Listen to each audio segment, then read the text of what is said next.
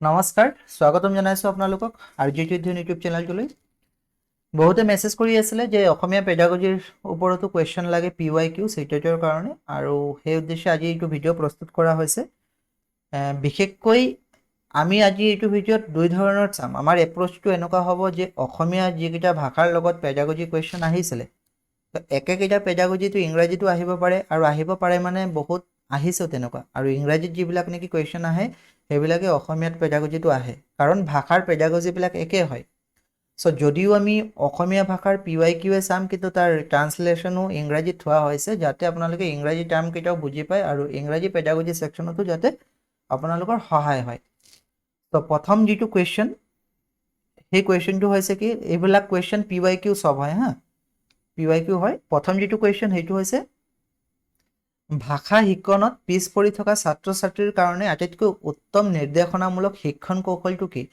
অসমীয়া term কেইটা কেতিয়াবা বুজিবলৈ অসুবিধা পায় কাৰণ বেছিভাগ ক্ষেত্ৰত কি হয় কিছুমান ইংৰাজী টাৰ্ম ব্যৱহাৰ কৰে যিবিলাক নেকি ভাষাৰ টাৰ্মিনলজি ইংৰাজীতে ব্যৱহাৰ কৰা হয় গতিকে অসমীয়াত যেতিয়া পায় সেইটো বুজিবলৈ অসুবিধা হয় গতিকে আপোনালোকে ইয়াত ৰাইট সাইডতো চাব ইয়াত কৈছে যে ভাষা শিক্ষণত পিছ পৰি থকা ছাত্ৰ ছাত্ৰীৰ কাৰণে আটাইতকৈ উত্তম নিৰ্দেশনামূলক শিক্ষণ মানে আমি এনেকুৱাও ক'ব পাৰোঁ যে ইনষ্ট্ৰাকশ্যনেল ষ্ট্ৰেটেজি হ'ব পাৰে ঠিক আছে যিসকল নেকি পিছ পৰি আছে বা পিছ পৰি থকা ছাত্ৰ ছাত্ৰীৰ কাৰণে আমি কেনেকুৱা ধৰণৰ শিক্ষণ আগবঢ়াওঁ যাক আমি ৰেমিডিয়েল টিচিং বুলি কওঁ নহয় জানো ইংৰাজীত যদি আমি ট্ৰান্সলেট চাওঁ ইয়াত কি আছে চাব in language teaching which instructional strategy is considered the most effective for students who are lagging behind যিসকল নেকি পিছ পৰি আছে তেওঁলোকৰ কাৰণে কোনটো ষ্ট্ৰেটেজি আটাইতকৈ ভাল হ'ব considered the most effective কোনটো হ'ব ব্যক্তিগতভাৱে বা এককভাৱে পঢ়ুৱা গোটত সমূহীয়াকৈ পঢ়ুৱা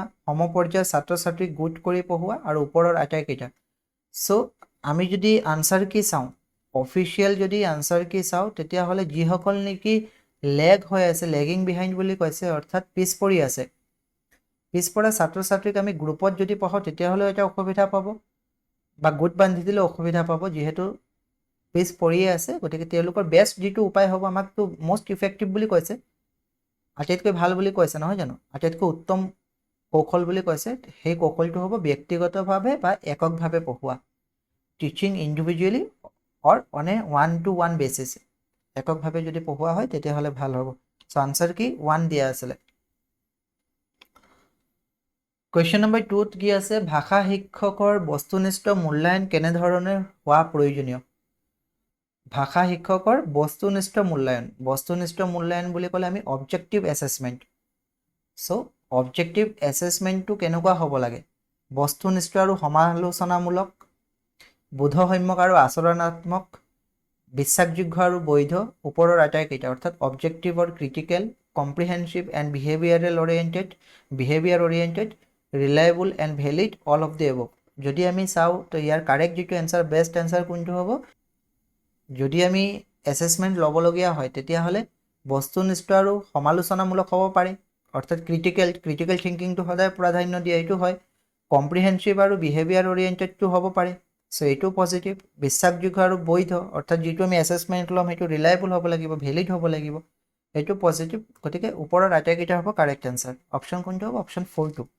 নেক্সট হৈছে তলত দিয়া কোনটো ভাষা শিক্ষাৰ উদ্দেশ্য নহয় অৰ্থাৎ লেংগুৱেজ টিচিঙৰ অবজেক্টিভ নহয় বুলি কৈছে which of the following is not an objective যদিও বা আমি অসমীয়া পেপাৰটো কৰি আছোঁ আকৌ এবাৰ কৈছোঁ অসমীয়া পেপাৰ যদিও কৰি আছোঁ ইংৰাজী ট্ৰান্সলেট সেইকাৰণে কৰি দিয়া হৈছে কাৰণ লেংগুৱেজৰ পেডাগজি একেই থাকে ঠিক আছে আপোনালোকে যদি পেপাৰবিলাক এনালাইজ কৰে চাব অসমীয়া যিবিলাক পেডাগজি আহে এইবিলাকে বেলেগ ইয়েৰত ইংৰাজীত আহিছিলে বা ইংৰাজী পেডাগজিবিলাক অসমীয়াত আহিছিলে সো লেংগুৱেজৰ এটা লেংগুৱেজ টিচিঙৰ অবজেক্টিভ নহয় বুলি কৈছে কোনটো চিন্তাৰ অভিব্যক্তি এক্সপ্ৰেশ্যন অফ থটছ সেইটোতো হ'ব পাৰে লেংগুৱেজ কম্প্ৰিহেনশ্যন লেংগুৱেজটো বুজিব পৰা ভাষাৰ বোধ সেইটোতো হয় লিখন দক্ষতা আৰু সৃজনীশীলতা ক্ৰিয়েটিভিটিটো হয় কিন্তু লিখন দক্ষতাটো যিটো আছে সেইটো লেংগুৱেজ টিচিঙৰ অবজেক্টিভ নহয় লিখন দক্ষতাটো কি হয় ৰাইটিংটো এটা পাৰ্ট হয় যি নেকি LS আমি কি কওঁ লিসেনিং স্পিকিং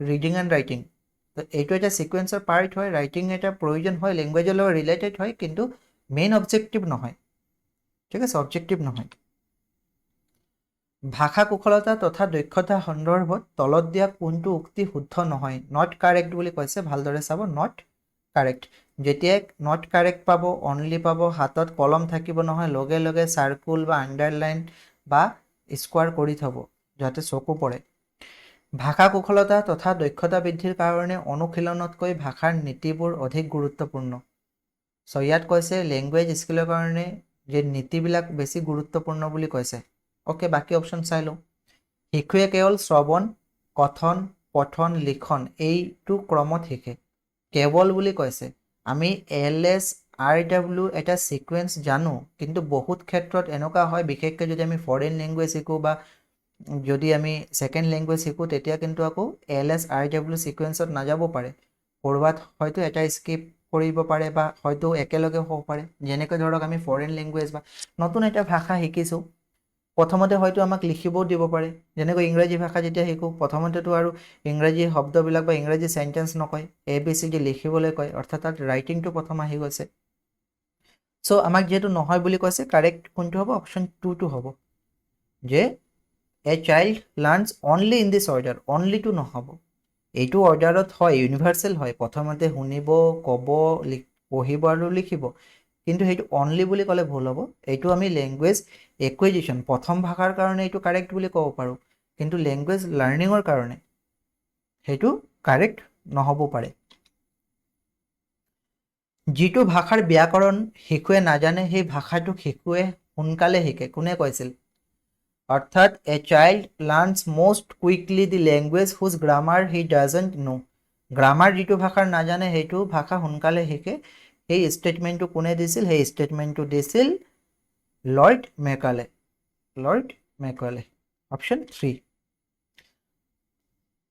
ওকে নেক্সট আমি চাই লওঁ কি আছে শ্ৰেণীকোঠাত পঢ়ুৱাৰ সময়ত ছাত্ৰ ছাত্ৰীয়ে ভাষা সন্দৰ্ভত কঠিন প্ৰশ্ন আৰু সংশয়ৰ অৱতাৰণা কৰিছে এনে পৰিস্থিতিত তুমি কি কৰিবা যেতিয়া নেকি ক্লাছৰুমত টিচিং কৰা হৈছে তেতিয়া ষ্টুডেন্টছে কি দেখুৱাইছে ডাউটছ ৰিলেটেড টু ল্যাঙ্গুৱেজ লগতে অলপ সংশয় দেখুৱাইছে আৰু সো তেনেকুৱা সময়ত মানে ফিয়াৰ ভাৱ অলপ দেখুৱাইছে তেনেকুৱা সময়ত কি কৰিম তুমি প্ৰস্তুত হৈ যাবা আৰু ছাত্ৰ ছাত্ৰীসকলৰ সংশয় দূৰ কৰি সিহঁতৰ প্ৰশ্নবোৰৰ উত্তৰ লগে লগে দি দিবা ছাত্ৰ ছাত্ৰীসকলৰ সংশয় আৰু প্ৰশ্নসমূহ টুকি ৰাখি পাছদিনা সেইবোৰৰ উত্তৰ দিবা ছাত্ৰ ছাত্ৰীসকলৰ কিতাপৰ পৰা পঢ়ি ল'বলৈ কৈ সিহঁতৰ সংশয় আৰু প্ৰশ্নবোৰৰ মাজত তোমাৰ সৈতে আলোচনা কৰিবলৈ ক'বা অনুশাসন বৰ্তাই ৰাখিবৰ কাৰণে এনেদৰে সংশয় প্ৰকাশ কৰা আৰু কঠিন প্ৰশ্ন কৰা ছাত্ৰ ছাত্ৰীক ভৎসনা কৰিবা সো যদি কোনো ছাত্ৰ ছাত্ৰীৰ কোনো ডাউট আছে কঠিন প্ৰশ্ন কৰিছে সংশয় অৱতাৰণা কৰিছে তেতিয়াহ'লে প্ৰস্তুত হৈ যাব লাগিব আৰু প্ৰস্তুত হৈ যি সংশয় আছে সেইটো দূৰ কৰিব লাগিব আৰু পৰাপক্ষত লগে লগে উত্তৰটো দিব লাগিব অপশন কোনটো হ'ব অপশন 1 টো হ'ব কাৰেক্ট আনসাৰ কি অফিচিয়ালি অপশন 1 টোৱে দিয়া আছে ফাইনেল আনসাৰ কি আপোনালোকে চাব মুখস্থ কৰি পৰীক্ষাৰ কাৰণে পঢ়া ছাত্ৰ ছাত্ৰীৰ কি ক্ষতি হয় যিসকল ছাত্ৰ ছাত্ৰীয়ে নেকি মুখস্থ কৰি পঢ়ে আৰু পৰীক্ষা দিয়ে তেওঁলোকৰ কি ক্ষতি হ'ব অকল ৰোড মেমৰাইজেশ্যনৰ জৰিয়তে যিসকলে এক্সামিনেশ্যনত এপিয়াৰ হয় তেওঁলোকৰ কি ক্ষতি হয় বুদ্ধিমত্তাৰ বিকাশ নহয় কৈছে আত্মবিশ্বাস হেৰুৱাই বুলি কৈছে শ্ৰেণীকোঠাৰ শিক্ষণৰ পৰা সিহঁত বাদ পৰি যায় সিহঁতে শ্ৰেণীকোঠাত সমুচিত মনোযোগ দিব নোৱাৰে সো কাৰেক্ট যিটো অফিচিয়েল আনসাৰ কি সেইটো কোনটো হয় সেইটো হৈছে অপশন 4 টো যিসকলে নেকি মুখস্থ বিদ্যাৰ ওপৰতে নিৰ্ভৰশীল গতিকে শ্ৰেণীত যদি বুজাই থাকে কনসেপ্টটো সিমান মনোযোগ দিব নোৱাৰে কাৰণ তেওঁলোকৰ মনত সেইটোৱে যে মুখস্থ কৰি ল'ম unable to pay proper attention দিব নোৱাৰে তেওঁলোকে ক্লাছত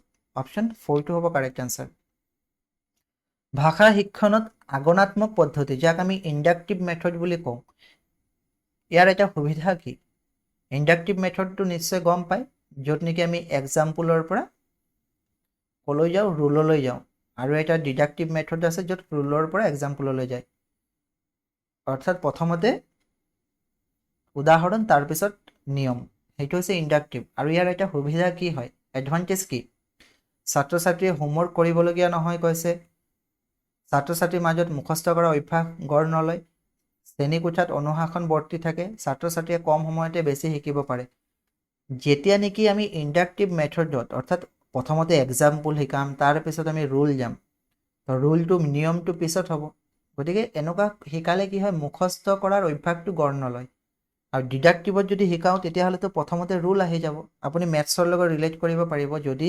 প্ৰথমতে a plus b whole square is equal to a square plus twice ab plus b square শিকাইছে ঠিক আছে যদি এইটো শিকাইছে তেতিয়াহ'লে মুখস্থ হৈ গৈছে এইটো ৰুলৰ পৰা তাৰপিছতহে এক্সাম্পল দিব এইটো হৈ গৈছে ডিডাক্টিভ আৰু এইটোত কি হ'ব মুখস্থ কৰিব লাগিব মুখস্থৰ ওপৰত বেছি গুৰুত্ব দিব কিন্তু যদি এক্সাম্পলৰ হোৱাত ৰুল যাওঁ তেতিয়াহ'লে মুখস্থ কৰিবলগীয়া নহয় গতিকে মুখস্থ এইটো গঢ় নলয় অপশ্যন 2টো হ'ব কাৰেক্ট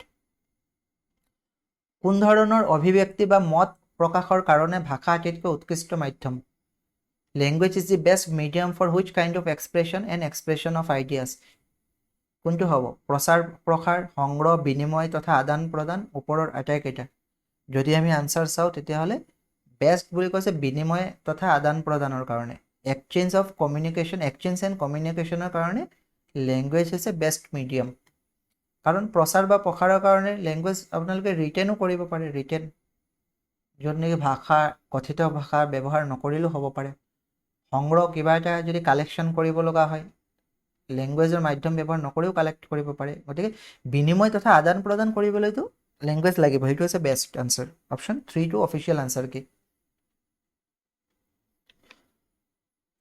ভাৰতীয় শিশু এটাই কি ভাষা শিকাটো প্ৰয়োজনীয় ভাৰতীয় শিশু এটাই ইণ্ডিয়াত যিসকল আছে কি ভাষা শিকা প্ৰয়োজনীয় মাতৃভাষা আৰু এটা আঞ্চলিক ভাষা মাতৃভাষা আৰু ইংৰাজী যিকোনো তিনিটা ভাষা চ' আমাক এনচিএফ মতে কি কয় যে ভাৰতত বসবাস কৰা শিশুৱে তিনিটা ভাষা শিকা দৰকাৰ যিকোনো তিনিটা ভাষা তাৰে ভিতৰত এটা মাতৃভাষা হ'বই সেইটো ৰেকমেণ্ডেশ্যন কোনে দিছিলে 1964-66ত কোঠাৰী কমিশ্যনে দিছিলে থ্ৰী লেংগুৱেজ ফৰ্মুলা যিটো থ্ৰী লেংগুৱেজ ফৰ্মুলাটো মনত থ'ব the three language formula is an educational policy introduced to promote multilingualism বহু ভাষা এইটো ইন্ট্ৰডিউচ কৰিবলৈ নেশ্যনেল ইণ্টিগ্ৰেশ্যন আৰু লিংগুৱেষ্টিক হাৰমনি ইন ইণ্ডিয়াৰ কাৰণে এইটো প্ৰডিউচ কৰা হৈছিলে বা ইন্ট্ৰডিউচ কৰা হৈছিলে It recommends that every school student should learn 3 languages during schooling. স্কুলিঙৰ সময়ত তিনিটা লেংগুৱেজ শিকা দৰকাৰ ঠিক আছে আৰু সেইটো national policy of education NEP 1968টো এইটো এডপ্ট কৰা হৈছিলে যেতিয়া নেকি 1964ৰ পৰা 66লৈকে কোঠাৰী কমিশ্যনে সেইটো দিছিলে 68ত এইটো এডপ্ট কৰা হৈছিলে আৰু পিছত সেইটো 1986 NEP 2020ত এইটোতো ইমপ্লিমেণ্ট কৰা হৈছে মানে three language formula so' NEP 2020 মতেতো থ্ৰী লেংগুৱেজ ফৰ্মুলা কৈছে NEP 2020 মতে কি students will learn three language at least 2 of them should be Indian language দুটা ইণ্ডিয়ান লেংগুৱেজ হ'ব লাগে no language will be imposed on any state কোনো ষ্টেটৰ কোনো লেংগুৱেজ ইম্প'জ কৰা নহ'ব states school and learners have flexibility in choosing language নিজে language choose কৰিব পাৰিব তো থ্ৰী লেংগুৱেজটো মনত থ'ব ইম্পৰ্টেণ্ট পইণ্টছ কিছুমান মনত থ'ব যে father of three language formula বুলি ক'লে কোঠাৰী কমিশ্যনকে কোৱা হয় নেশ্যনেল পলিচি অফ এডুকেশ্যন 1968ৰ দ্বাৰা যি মাল্টিলিংগুৱেলিজিম আছে আৰু নেশ্যনেল ইণ্টিগ্ৰেশ্যন সেইটোৰ ওপৰত গুৰুত্ব দিয়া হৈছিলে চ' চিটেট বা পেডাগজি আনচাৰ কি হ'ব N Indian should learn three language তিনিটা লেংগুৱেজ হ'ব সামগ্ৰিক বা সমাৱেশী এইটো সমাৱেশী হৈ আছে সামগ্ৰিক বা সমাৱেশী শ্ৰেণীকোঠা সামগ্ৰিক বা সমাৱেশী শ্ৰেণীকোঠা যাক আমি ইনক্লুচিভ ক্লাছৰুম বুলি কওঁ ভাষা শিক্ষণৰ এটা প্ৰত্যাহ্বান বুলি কৈছে চেলেঞ্জ হয় এটা ইনক্লুচিভ ক্লাছৰুম মানে কি হয় তাত মানে লাৰ্ণিং যি ডিজেবিলিটি থাকিব তেওঁলোকতো থাকিব তো এটা চেলেঞ্জ হয় কিয় ভাষা শিক্ষণৰ উপযুক্ত পৰিৱেশ ৰচনাত অপাৰগতা উপযুক্ত শিক্ষণ সামগ্ৰীৰ অভাৱ ছাত্ৰ ছাত্ৰীসকলৰ যোগ্যতাৰ অসমতা ছাত্ৰ ছাত্ৰীসকলৰ ৰাপ আৰু ৰুচিৰ অসমানতা চ' যেতিয়া নেকি ইনক্লুচিভ ক্লাছৰুমত চেলেঞ্জ এটা আহিব in an inclusive classroom one challenge of language টিচিঙৰ এটা চেলেঞ্জ হৈ গৈছে সেইটো হৈছে ভাষা শিক্ষণৰ উপযুক্ত পৰিৱেশ ৰচনাত অপাৰগতা অৰ্থাৎ inability to create a suitable environment for language লাৰ্ণিঙৰ কাৰণে এটা চুইটেবল এনভাইৰনমেণ্ট ক্ৰিয়েট কৰিবলৈ অসুবিধা হয় কাৰণ সকলো একেধৰণৰ IQ থকা ল'ৰা ছোৱালী তাত নাথাকিব লেংগুৱেজ ইনক্লুচিভ যিহেতু কৈছে তাত কি হ'ব লাৰ্ণিং ডিজেবিলিটি থকা ষ্টুডেণ্টো থাকিব পাৰে অলপ লেগিং থকা ষ্টুডেণ্টো থাকিব পাৰে চ' এটা উপযুক্ত পৰিৱেশ ৰচনাত অলপ কি হয় অসুবিধা হয় তলত উল্লেখ কৰা কোনটো মাতৃভাষা শিক্ষণৰ জ্ঞানৰ উদ্দেশ্য নহয় which of the following is not an knowledge objective of mother টাং টিচিং, অৰ্থাৎ মাতৃভাষা শিক্ষণৰ উদ্দেশ্য নহয় বুলি কৈছে। ভাষাৰ উপাদানৰ পৰ্যাপ্ত জ্ঞান লাভ কৰা, বিষয়বস্তুৰ জ্ঞান লাভ কৰা, উচ্চাৰণৰ জ্ঞান লাভ কৰা আৰু ভাষাটোত বিভিন্ন ধৰণৰ লিখনৰ জ্ঞান লাভ কৰা। চ' যেতিয়া নেকি not a objective, knowledge objective কৈছে, নলেজ অবজেক্টিভৰ কথা ক'লে ইয়াত আহি যাব যি প্ৰনাউন্সিয়েশ্যন, উচ্চাৰণৰ জ্ঞান লাভ কৰা। মাতৃভাষা শিকনত উচ্চাৰণৰ জ্ঞান লাভ কৰা এইটো উদ্দেশ্য নহয়। অ'কে, উচ্চাৰণৰ এইটো উদ্দেশ্য নহয়। ইয়াত চাব, in language pedagogy learning objectives are broadly classified into domains like knowledge, cognitive, মানে নলেজত বা কগনিটিভত এইটো ভাগ কৰা হৈছে, স্কিল বা সাইকোমটৰত ভাগ কৰা হৈছে, আৰু এক্সপ্ৰেছন বা এপ্ৰিচিয়েশ্যনত ভাগ কৰা হৈছে। ঠিক আছে, শুদ্ধ উচ্চাৰণ বা দক্ষতামূলক উদ্দেশ্য জ্ঞানমূলক উদ্দেশ্য নহয়। যি নেকি শুদ্ধ উচ্চাৰণ সেইটো নলেজ বেছ উদ্দেশ্য নহয়। কোনো শব্দ শুদ্ধভাৱে উচ্চাৰণ কৰিব পৰাৰ বাবে কেৱল তথ্য জনা স্পষ্ট নহয়, ইয়াৰ বাবে নিয়মিত অনুশীলন, শ্ৰৱণ প্ৰশিক্ষণ আৰু যি নেকি আৰ্টিকুলেশ্যন, সঠিক ব্যৱহাৰৰ দক্ষতা আয়ত্ত কৰিব লাগিব। চ' উচ্চাৰণ হৈছে এটা সক্ৰিয় ভাষিক দক্ষতা, এক্টিভ লেংগুৱেজ স্কিল হয়, কেৱল ফেক্টুৱেল নলেজ নহয়। চ' প্ৰনাউন্সিয়েশ্যনটো যি মাদাৰ টাং শিকোৱাৰ মেইন অবজেক্টিভ নহয় মানে। নেক্সট কুৱেশ্যন কি আছে আমি চাই লওঁ। তলত উল্লেখ কৰা কোনটো এটা শিক্ষণ পদ্ধতি, অৰ্থাৎ টিচিং মেথড কোনটো হয়? চয়ন পদ্ধতি, সিলেকশ্যন মেথড, ৰাপ বা ৰুচি পদ্ধতি, ইণ্টাৰেষ্ট মেথড, মটিভেশ্যন মেথড। তো গোটেইকেইটা পদ্ধতি হয়, গোটেইকেইটা টিচিঙত জড়িত, গতিকে আটাইকেইটা হ'ব, ওপৰত আটাইকেইটা। সিলেকশ্যন, ইণ্টাৰেষ্ট, মটিভেশ্যন সেইবিলাক কৰিব পাৰিব লাগিব। কোনটো পঢ়াম, কেনেকৈ পঢ়াম, সিলেকশ্যন সেইটো জানিব লাগিব, সেই মেথডটো জানিব লাগিব, ইণ্টাৰেষ্ট বিল্ড কৰিব পাৰিব লাগিব। চ' আটাইকেইটা হ'ব। এতিয়াতো ইজি আছিলে কুৱেশ্যনটো। ভাষা শিক্ষণত শ্ৰব্য দৃশ্য সামগ্ৰীসমূহ কিহৰ কাৰণে ব্যৱহৃত হয়? লেংগুৱেজ টিচিঙত অডিঅ' ভিজুৱেল যিবিলাক এইডছ আছে কিহৰ কাৰণে ব্যৱহাৰ কৰা হয়? অডিঅ' ভিডিঅ', য'ত নেকি শুনিবলৈ পাব আৰু ভিডিঅ' দেখিবলৈ পাব। Pronunciation, writing, reading, none of the above. তো ভাষাৰ কাৰণে সেইটো কিহৰ কাৰণে? উচ্চাৰণ শুধৰাবলৈ অডিঅ' ভিডিঅ'টো বেছি প্ৰযোজ্য, লেখাৰ কাৰণে নহয়। লেখা হ'লেতো তাত অডিঅ'ৰ কথা নাহিব, পঠন হ'লেতো ৰিডিংটো হ'ব, তাত অডিঅ' ভিডিঅ' নাহিব। উচ্চাৰণটো শুনিব, যে শুনি পিনে উচ্চাৰণ ঠিক কৰিব, গতিকে সেইটো হৈছে কাৰেক্ট এনচাৰ। বিধানমূলক বা উপচাৰাত্মক শিক্ষণ পদ্ধতিয়ে সমস্যা চিহ্নিত কৰাত জটিলতাৰ স্তৰ বৃদ্ধি কৰে, সমস্যা দূৰ কৰাত কৃতকাৰ্য কৰি তোলে, সমস্যাবোৰ সামূহিক ৰূপত পৰিৱেশন কৰে, সমস্যাবোৰৰ কাৰণে ভাষা নীতি আৰু ভাষা সিদ্ধান্তৰ জ্ঞান প্ৰদান কৰে। তো অসমীয়াত কি হয়, টাৰ্মবিলাক যদি আহে অলপ টান লাগে। আচলতে কি কৈছে, যি নেকি বিধানমূলক বা উপচাৰাত্মক, যাক আমি ৰেমেডিয়েল বা ডায়গনষ্টিক বা কিউৰেটিভ টিচিং মেথড বুলি কওঁ। তো ইয়াৰ কাৰণে কি কি আছে, ইয়াত কৈছে পদ্ধতিয়ে increase the level of difficulty in identifying problems. Problem identify কৰিবলৈ লেভেলটো ডিফিকাল্টি মানে হেৰি কৰে, ইনক্ৰিজ কৰে কৈছে। জটিলতা সৃষ্টি কৰে বুলি কৈছে, জটিলতা বৃদ্ধি কৰে, সেইটোতো নহয়। কাৰেক্ট এনচাৰ কোনটো হ'ব? Helps in successfully overcoming learning problems. Remedial teaching, diagnostic বা কিউৰেটিভ টিচিং কেতিয়া দিয়া হয়? যেতিয়া নেকি লাৰ্ণিং প্ৰব্লেমবিলাক আছে সেইবিলাক অভাৰকাম কৰিব লাগে, সমস্যা দূৰ কৰাত কৃতকাৰ্য কৰি তোলে। অপশ্যন 2 হ'ব। এইখিনি আছিলে পেডাগজি ছেকশ্যন। হা, পেডাগজি ছেকশ্যন এইটো 2018ৰ যি নেকি অসমীয়া পেপাৰ আছিলে। ঠিক আছে, 2018ৰ অসমীয়া পেপাৰ, যি এক্সাম হৈছিলে আপোনালোকৰ ডিচেম্বৰ মাহত। কেতিয়া হৈছিলে? ডিচেম্বৰ মাহত। পেডাগজিৰ পিছত আৰু কি কি কুৱেশ্যন? এটা বৰ দীঘলীয়া পেৰাগ্ৰাফ দিছে, আপোনালোকে পেৰাগ্ৰাফ পঢ়ি পিনে আনচাৰকেইটা দিব লাগিব। অসমৰ প্লাইউড উদ্যোগৰ ইতিহাসবিলাকৰ বিষয়ে দিছে। আচলতে দীঘলীয়া পেৰাগ্ৰাফ এইটোৱে দিয়ে, চিটেটত সদায় টাইম মেনেজমেণ্টৰ কথা আহে। চ' চিটেট এক্সাম দিয়াৰ সময়ত খুবেই গুৰুত্বপূৰ্ণ, আপোনাৰ যেতিয়া এক্সামৰ সময়ছোৱা, সেই সময়ছোৱাত আপুনি কেনেকৈ এটেম্প্ট কৰে। বহুতে আছে কম্প্ৰিহেনশ্যন পিছত এটেম্প্ট কৰে, আৰু ময়ো সেইটো ছাজেষ্ট কৰিম, মানিবই লাগিব বুলি নহয়, ময়ো সেইটো ছাজেষ্ট কৰিম যে কম্প্ৰিহেনশ্যনটো পিছত কৰিব। কাৰণ যিকেইটা নেকি আপোনাৰ ষ্ট্ৰং এৰিয়া আছে সেইখিনি যদি আগত কৰি লয় তেতিয়াহ'লে ভাল। কম্প্ৰিহেনশ্যন বহুত সময় লাগে, আৰু এটা সময়ত কি কৰে, শেষত অকল গুটি গুটি কৰি আহে, কুৱেশ্যনকেইটা কৰিব নোৱাৰে কাৰণে, কাৰণ কম্প্ৰিহেনশ্যনত বহুত সময় লয়। যিটো কুৱেশ্যন নোৱাৰে, এটা কুৱেশ্যন 30 ছেকেণ্ডতকৈ বেছি সময় দিবই নালাগে, খুব বেছিটো বেছি কিমান মিনিট? 1 মিনিট। এটা কুৱেশ্যন 1 মিনিটকৈ পাব, নহয় জানো? চ' এইটো মই আৰু বিশেষ আলোচনা নকৰোঁ, কি আছে পঢ়ি নিদিওঁ, আনচাৰকেইটা আপোনালোকে নিজে পঢ়ি ইমানটোতো পাৰিব, এইকেইটাতো ইজি হয়, অকল কি হয় পঢ়িব লগা হয়। তো অলপ নিজৰ ফালৰ পৰাও চেষ্টা কৰিব যাতে স্কিমিং আৰু স্কেনিং কৈছিলোঁ নহয়, ইংৰাজী পেডাগজিত নিশ্চয় কৈছিলোঁ, স্কিমিং আৰু স্কেনিং সেইটো ফৰ্মুলা লগাই পিনে যি নেকি কম্প্ৰিহেনশ্যন থাকিব বা পেচেছ থাকিব তাৰ আনচাৰকেইটা কৰিবলৈ চেষ্টা কৰিব। স্ক্ৰিনিং আৰু স্কেনিং কি হয় নিশ্চয় জানে, যদি নাজানে কমেণ্ট ছেকশ্যনত জনাব, মই আকৌ এটা ভিডিঅ' লৈ আহিম বাৰু।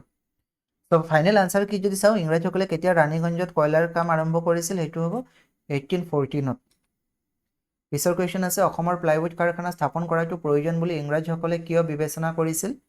ইয়াৰ যিটো ফাইনেল আনচাৰ কি আছে, চাহ উদ্যোগৰ বাবে প্ৰয়োজনীয় চাহপাতৰ বাকচবোৰ নিৰ্মাণৰ বাবে প্লাইউডৰ প্ৰয়োজন হৈছিল। ইংৰাজীসকলে হুগলী নদীৰ পাৰত ৰেচৰাত কেতিয়া কি স্থাপন কৰিছিল? তাত বিশেষকৈ স্থাপন কৰিছিল মৰাপাট কল 1855। ইয়াত কয়লাটো হিন্দী হৈ আছে, মই কাৰেক্ট কৰি দিম বাৰু। অসমত প্ৰথম প্লাইউড কাৰখানা স্থাপন কেতিয়া কৰা হৈছিল? সেইটো হৈছে কি স্থাপন কৰিছিল, কোনে কৰিছিল? অসম ফ্ৰণ্টিয়াৰ চাহ কোম্পানীয়ে। অসমৰ বাবে অসমৰ ৰবৰ উদ্যোগে 1896-97 আৰু ইয়াৰ পাছতো বছৰি প্ৰায় 10 মোন ৰবৰ ইংলেণ্ডলৈ ৰপ্তানি কৰিবলৈ সমৰ্থ হৈছিল। সেইটো হৈছে 3956 মোন। পিছৰ কুৱেশ্যনটো হৈছে, অসমৰ ভৌগোলিকভাৱে জটিল দুৰ্গম অঞ্চলবোৰত ইংৰাজীসকলে কোনো ধৰণৰ উদ্যোগ স্থাপন কৰি ঔদ্যোগিক কাম কাজ আৰম্ভ কৰা নাছিল। কাৰণ অৰ্থাৎ দুৰ্গম অঞ্চলবিলাকত যদিও বা জানিছিলে প্ৰচুৰ পৰিমাণে সম্পদ আছে, তথাপি কাম কাজ আৰম্ভ কৰা নাছিল। কাৰণ কি আছিল? তেওঁলোকৰ যি ঔপনিৱেশিক স্বাৰ্থ পূৰণ নহ'ব বুলি অনুমান কৰিছিল আৰু সেইকাৰণে কাম কৰা নাছিল। অপশ্যন 4টো কাৰেক্ট আনচাৰ আছে। আনচাৰ কি মতে? অসমত পাইক ব্যৱস্থাৰ ঠাইত মুদ্ৰা ব্যৱস্থাৰ প্ৰসাৰণ কেতিয়া ঘটিছিল? সেইটো ঘটিছিল ইংৰাজ শাসন প্ৰতিষ্ঠাৰ পাছত। অসমত গড়কাপ্তানি বিভাগ কেতিয়া স্থাপন হৈছিল? গড়কাপ্তানি বিভাগ স্থাপন হৈছিল 1868 চনত। পেচেজটো পঢ়িলে ওলাই যাব। অসমত আধুনিক উদ্যোগ স্থাপনৰ ফলস্বৰূপে কোনে দুৰ্ভোগ ভুগিছিল? যেতিয়া নেকি আধুনিক উদ্যোগ স্থাপন হৈছিল, তেতিয়া বাঢ়ৈ আৰু খনিকৰসকলে ভুগিব লগা হৈছিল, তাত দুৰ্ভোগ ভুগিছিল। তাৰপিছত আপোনালোকে নিশ্চয় গম পায়, এটা কবিতা দিব আৰু কবিতাটোৰ পৰা আপোনালোকে কুৱেশ্যন কৰিব লাগিব। ইয়াত দিয়া আছে, তলত দিয়া কবিতাৰ অংশটো মনোযোগেৰে পঢ়ি তাৰ পৰা প্ৰশ্ন নং 115 পৰা 120লৈকে উত্তৰ দিব লাগে। কবিতাটো দিছে, ৰৈ আছো শেষ অৰ্ঘলৈ, দীঘল এটা কবিতা আৰু পঢ়িব লাগে। কবিতাটোৰ পৰা প্ৰথম কুৱেশ্যনটো দিছে, কবিয়ে তেওঁৰ অপেক্ষাৰ তুমিগৰাকীক কি কৰিব বিচাৰে? তো কবিতা প্ৰথমতে উল্লেখ আছে, চাব, ৰৈ আছো শেষ অৰ্ঘ্যলৈ, পূজো বুলি তোমাৰ চৰণ, জীৱনৰ গধূলি পৰত কৰোঁ বুলি তোমাক বৰণ। তো অপশ্যনকেইটা যদি আমি চাওঁ, কবিয়ে জীৱনৰ বিয়লি বেলাত তেওঁক পূজা অৰ্চনাৰে বৰণ কৰিব খুজিছিল বা বৰণ কৰিব বিচাৰে। চ' এইটো হ'ব কাৰেক্ট আনচাৰ, অপশ্যন 1, 2। কবিয়ে তেওঁৰ হাতৰ কৰণীত কি শুকাই যোৱাৰ কথা উল্লেখ কৰিছে? হাতৰ কৰণীত তেওঁৰ মালতী ফুল শুকাই যোৱাৰ কথা উল্লেখ কৰিছে, কবিতাটোত স্পষ্টকৈ উল্লেখ আছে। তো এইখিনি গ্ৰামাৰৰ অলপ কুৱেশ্যন আছে, সেইখিনি আপোনালোকে চাব লাগে। অমানিশা শব্দটোৰ সমাৰ্থক শব্দ কি? অমানিশা মানে হৈছে আমাবস্যা, আউসী, তমস্বিনী, এই গোটেইকেইটা অমানিশাৰ সমাৰ্থক শব্দ। পিছৰ কুৱেশ্যনটো হৈছে, দেউলৰ দুৱাৰ দলিত এই শাৰীটোত কোনবিধ কাব্যালংকাৰৰ প্ৰয়োগ হৈছে? ৰূপক, চিত্ৰকল্প, প্ৰতীক নে অনুপ্ৰাস? খুবেই ইম্পৰ্টেণ্ট, আপোনালোকে সেইটো নোট কৰি ৰাখক। লাগিলে ইংৰাজী লেংগুৱেজৰ পেডাগজি হওক বা লাগিলে অসমীয়াৰে হওক, কাব্যালংকাৰ বা অলংকাৰৰ পৰা কুৱেশ্যন আহিবই। আমি ইংৰাজীত ফিগাৰ্ছ অফ স্পীচো ক'ব পাৰোঁ, পয়েটিক বা লিটাৰেৰী ডিভাইচো ক'ব পাৰোঁ। চ' ইয়াত দেউলৰ দুৱাৰ দলিত বুলি ক'লে আমি অনুপ্ৰাস ক'ম। কিয় অনুপ্ৰাস? কাৰণ ইয়াত দ বাৰে বাৰে ৰিপিট হৈছে। ইংৰাজীত ইয়াক অলিটাৰেশ্যন বুলি কোৱা হয়। ত' কি হয় অনুপ্ৰাস? যেতিয়া একে ব্যঞ্জন ধ্বনি বা আখৰ একাধিক ওচৰ শব্দত পুনৰাবৃত্তি হয়, তেতিয়া তাক অনুপ্ৰাস অলংকাৰ বুলি কোৱা হয়। যেনেকৈ ইংৰাজীটো Peter, Piper, picked, peck of pickled peppers, P repeat হৈছে, অলিটাৰেশ্যন ইংৰাজীটো পাব পাৰে। যদি আপোনালোকৰ তেনেকুৱা অলংকাৰৰ ওপৰত বা ফিগাৰ্ছ অফ স্পীচৰ ওপৰত ক্লাছ লাগে, কমেণ্ট ছেকশ্যনত জনাব। যে কমেণ্ট ছেকশ্যনত অকল লিখিলে হ'ব, কি লিখিব? যে ফিগাৰ্ছ অফ স্পীচ লিখিব, ঠিক আছে, ফিগাৰ্ছ অফ স্পীচ। তেতিয়াহ'লে মই ছেশ্যন এটা লৈ আহিম। খুবেই ইম্পৰ্টেণ্ট, কিন্তু ইয়াৰ পৰা 1 নম্বৰ আপোনালোকে আশা কৰিব পাৰে। আৰু সহজ বিষয়টো, এনে এতিয়া টান লাগিব পাৰে, কিন্তু বিষয়টো সহজ। যেনেকৈ ইয়াত চব বগাকৈ বগলী বহলাই বহিছে, আমিতো শুনিছোঁ সকলোৱে। তো বাৰে বাৰে কি হৈছে? ৰিপিট হৈছে, সেইটোক অনুপ্ৰাস বুলি কোৱা হয়। দেউলৰ দুৱাৰ দলিত কবিয়ে কি কৰিছিল? দেউলৰ দুৱাৰ দলিত কবিয়ে বীণা বজাইছিল। 4 নম্বৰ। সুধা শব্দটোৰ অৰ্থ কি? অৰ্থাৎ ইয়াতো শব্দ অৰ্থ সুধিছে জোনাক, সাধনা, মদিৰা নে অমৃত। সুধা মানে হৈছে অমৃত। অমৃতক আমি সুধা বুলি কওঁ। তাৰ বেলেগ শব্দও আছে, অমিয়, অমিয়া, পিয়ুষ, সুধা, এইবিলাক আমি সমাৰ্থক শব্দ হিচাপে ব্যৱহাৰ কৰোঁ। আজি সেশনটো ইমানে আছিলে। আই হোপ আপোনালোকে সেশনটো বুজি পাইছে। আমি লেংগুৱেজ 1 আৰু লেংগুৱেজ 2 একেলগে গ'লোঁ। যিবিলাক CGP আছে, CGP লেংগুৱেজ 1 আৰু লেংগুৱেজ 2 একে হয়, গতিকে অসমীয়া হিচাপেও আপোনালোকে চাব, ইংৰাজী হিচাপেও চাব।